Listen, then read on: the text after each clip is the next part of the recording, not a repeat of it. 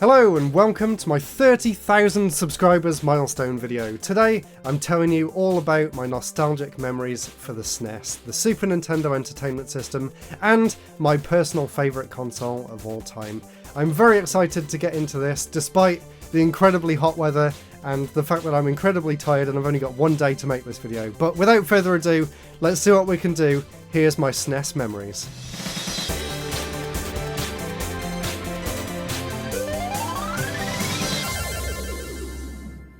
So this is actually my original SNES that I got as a kid, and you can see, yes, it is a little bit yellowed.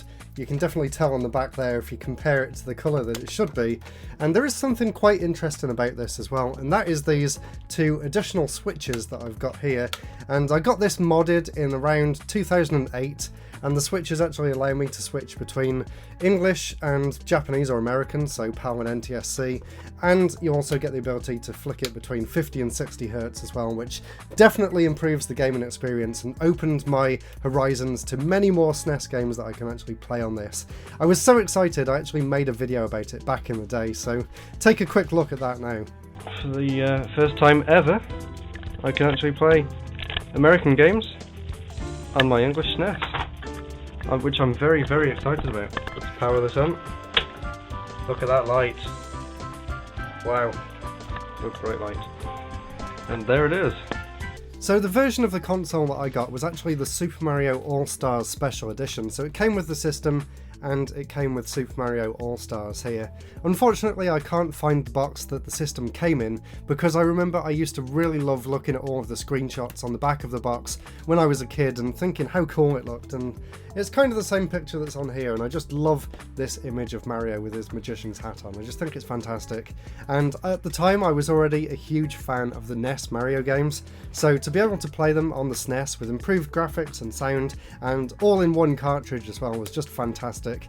And I definitely got a lot of playtime out of this.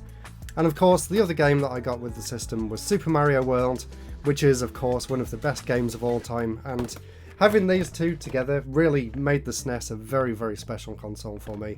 I've always been a massive fan of platformers, and to have two, well, I guess 5, 6 really, really great Mario games right off the bat easily made this my favourite console of all time at the time.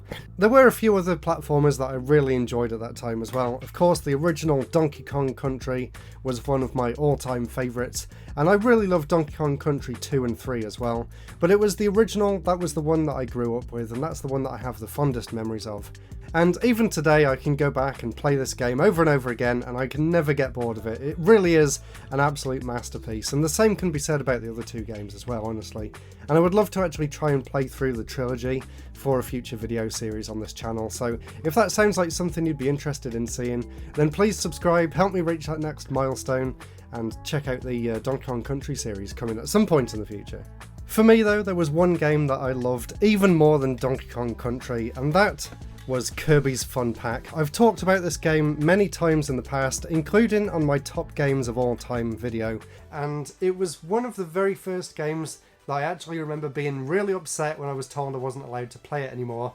I used to be given like an hour a day to be able to play games, and this was the first time that I actually managed to convince my parents to let me play for another hour. And that's just one thing that really sticks out in my head from this game, is the fact that I loved it so much that I just had to beg to keep playing it.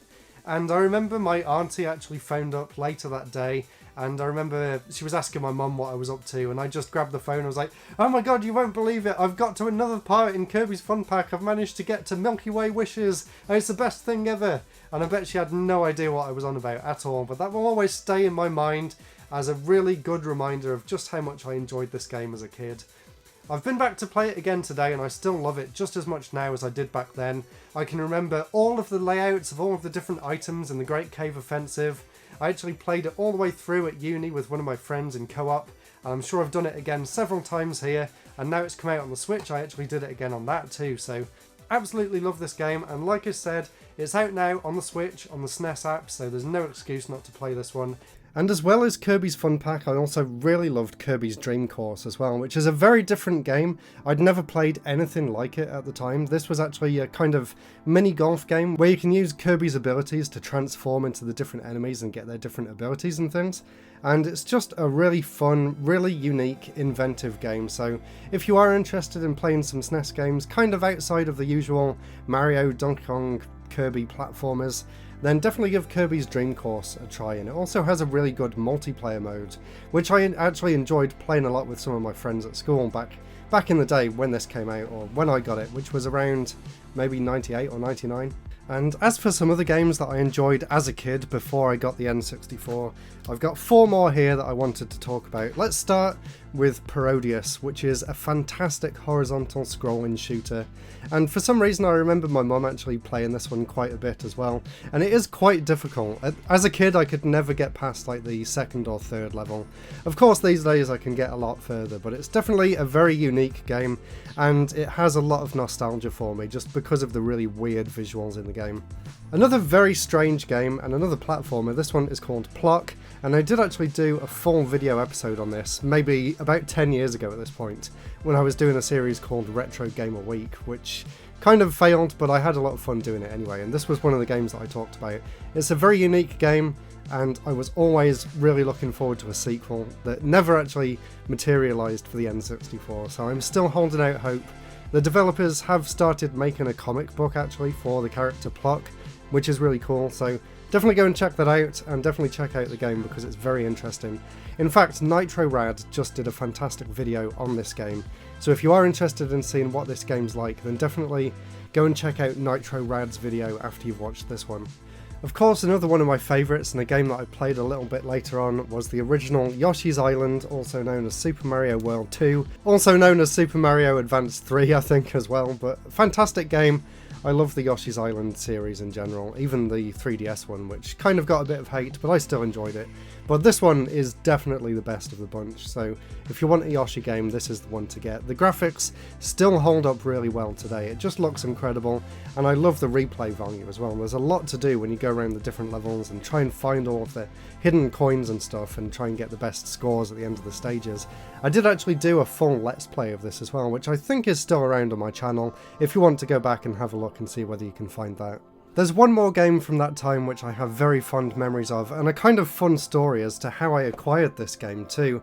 This is Micro Machines 2 Turbo Tournament, and I used to rent this game a lot from Blockbuster back in the day, and this was around the transition from the SNES to the N64, and I'd rented this game a few times, and when I actually went to return it for the last time, they actually said that they were getting rid of all their SNES games, and they actually let me keep this for the rental price of like $2.99 or something, so I will always remember that, and just remember being so excited as a kid that I actually got to buy this game outright for basically £3, which is just insane. And it's a fantastic game as well. I love the Micro Machines series, and this one is my favourite in the entire series as well, and it's just a very special game to me. As well as all of the SNES cartridges that I owned, the way that I actually played most games back then was actually thanks to this SNES emulators CD that I've got right here, and I actually picked this up in the late 90s as me and my dad went to a computer show at a local hotel, and we found this there, and I went home and it literally had every single SNES game ever made up until that point on this disc. And I remember going to my nan's house, which was the house that I'm in right now, sitting right here where I'm editing and recording this video, on an old Windows 95 computer facing this direction right here, and playing things like Mega Man 7, like Mario RPG at the time, and I was just blown away by all of these games that I could play, obviously using a keyboard, so it wasn't the best experience, but just experiencing all those games was just a really cool thing for a kid like me to be able to do back then. So when I couldn't afford a game or anything, I could always check it out first on here. And the funny thing is that a lot of those games I didn't even know were real, because I'd never seen them. Games like Mario RPG and Chrono Trigger never actually came out here. So the first time that I ever experienced any of those games was actually on this SNES emulators CD here. And when I actually got things like Chrono Trigger and Mega Man 7, I remember putting them on and thinking, wait a minute, I played this game as a kid. I thought it was fake or it was like a Windows 95 game, but it was just my memories playing tricks on me. And it was actually because I'd played them thanks to this disc here. So that is a really fun memory, and I'm really glad that I found that to show it off in this video. And now for some interesting games that I picked up and discovered for the first time after the SNES was already a retro console. So I have a stack of games here. I won't spend too long going through each of them. I'll just share my kind of story around how I found the game and a little bit of my thoughts and opinions on them. So let's start with this game here called Sparkster, which is another game that I did a video on for the Retro Gamer Week. I was a massive fan of Rocket Knight Adventures on the Mega Drive, so I was tracking down this game for a long time, and I finally got it, and it really lived up to all of my expectations, honestly. It's a fantastic sequel. I also love the sequel on the Mega Drive as well, but this one's completely different.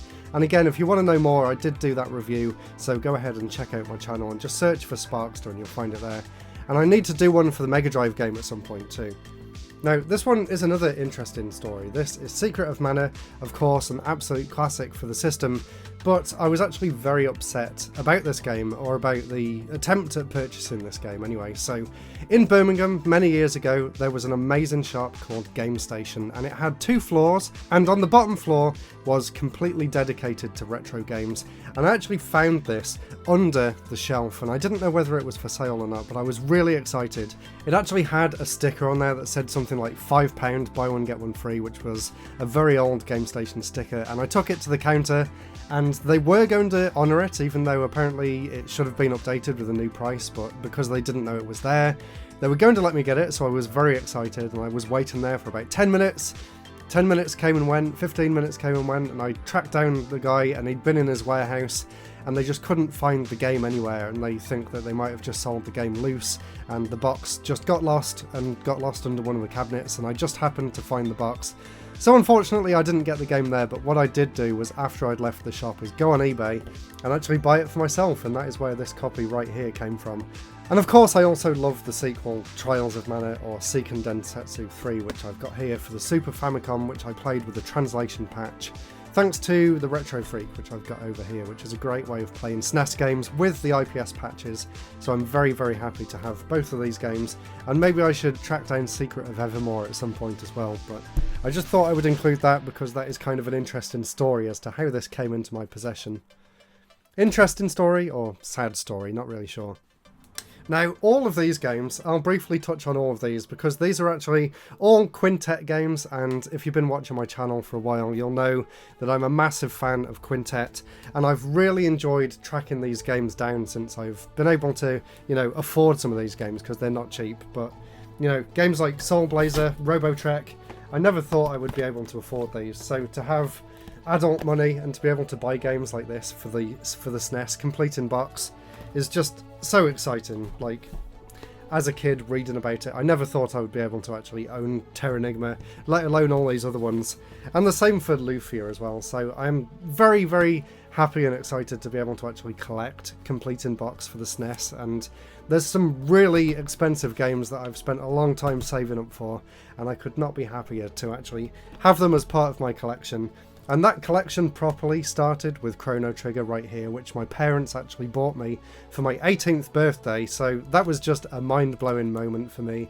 And that was probably some switch in my head that turned me into the kind of collector that I am today, but this was one of the defining moments in my game collecting journey, is getting Chrono Trigger for my birthday that year. And as you can see there, I actually got it signed by Hironobu Sakaguchi as well a few years later when he came to a local convention. So I am so happy to actually own this. This is probably a prized possession of mine. Even though it may not be the game that's worth the most in my collection, it's definitely the one that holds the most meaning to me personally. So I'm so happy to have that. And of course the game is just incredible too. And I promise at some point I will dedicate a full video to Illusion of Time as well. This is not only my favourite game on the SNES, but it's actually my favourite game of all time. And I'm kind of tired, so I don't want to repeat myself right now, but listen to this clip from my top 10 games of all time to find out what I think about it. I've kind of been using this YouTube channel as a way of getting more people to know about the game. I'm actually holding off doing a video on it until I have a bigger audience, because I really do think it is that important that many people know about this game and understand why it's such a hidden gem, not just in terms of what's available on the SNES's library, but just in terms of action RPGs and games in general. Nothing has ever come close, for me personally, to living up to the experience that I had of playing Illusion of Time. I can't really say why any of these games mean as much to me as they do, but there's just something about the atmosphere, the characters, the story that really sucked me into this game in a way that nothing else has before or since. Well, I guess Kynad kind of did, but not in the same sort of way. So I'm going to save why the game itself is such a good game for a future episode, but I can definitely say, without a doubt, 100%, this game is still, and probably forever will be, my favourite game of all time.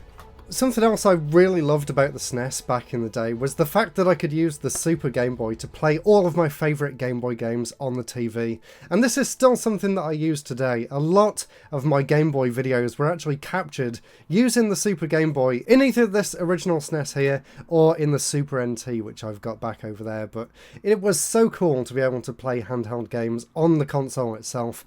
And of course, although Nintendo didn't do anything official with the N64, they came back with the GameCube and did it with the Game Boy player, which I also thought was fantastic. And of course, on one of my many trips to Japan, I had to pick up the Super Game Boy 2 as well, which was an exclusive to Japan that fixed a few issues with the original and also included a link cable port on the side, as well as some extra borders and different colour schemes and things. And something else really cool that I picked up to go along with this was this hoary Super Game Boy controller for the SNES as well. And these two things are probably the way that I've actually played the most Game Boy games in recent years.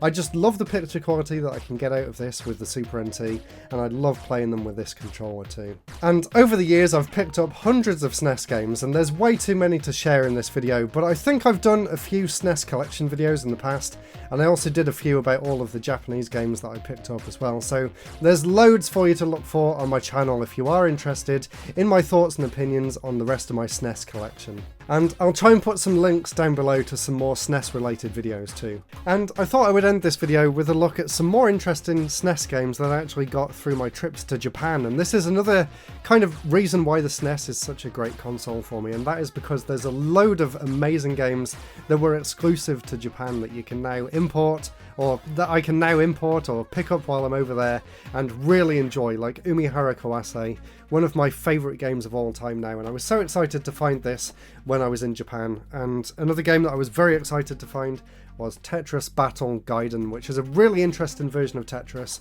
which is more like kind of a fighting game style, and it's just so cool, it's so fun. I also have great memories of picking this game up here called Psycho Dream, and the reason that I have great memories about finding this game is because I actually met with a friend in Japan the first time I went there back in 2014, and he took me outside of Tokyo to one of the hard-off shops. And if you don't know what that is, it's like an incredible store kind of full of second-hand goods and stuff, and they have aisles and aisles dedicated to retro games, and I spent hours and hours in there, and this is one of the games that I picked up. I'd never heard of it before. I picked it up completely on a whim, and I really enjoyed the game. I think I did a retro game a week about this one as well, so have a look on my channel for Psycho Dream if you want to find out more about that. And this was another interesting game that I picked up on my most recent trip to Japan, and the reason that this is interesting is because this is actually a Satellaview game that a company called Columbus Circle, I believe, actually put on a physical cartridge, and this one is called Shubibin Man Zero. And I haven't done a video about this one just yet, but I do plan to in the future, so if you're interested in seeing more about what this game is, and the Shubibin Man series in general, I would love to do a video on that at some point too. So I'm going to end the video there. It is boiling hot in here, and I've only got one day to record, edit, and upload this video for this week, so I hope it came out okay. I hope you enjoyed it. This was kind of a more laid-back video than normal, and I'll be back with proper regular episodes soon. But just thank you so much for 30,000 subscribers, and I hope it won't be too long until I'm here doing my 40,000 one. So thank you so much for watching, and if you do want to see more SNES goodness, click up there and check out my top SNES games, and I'll see you all again very soon. Goodbye!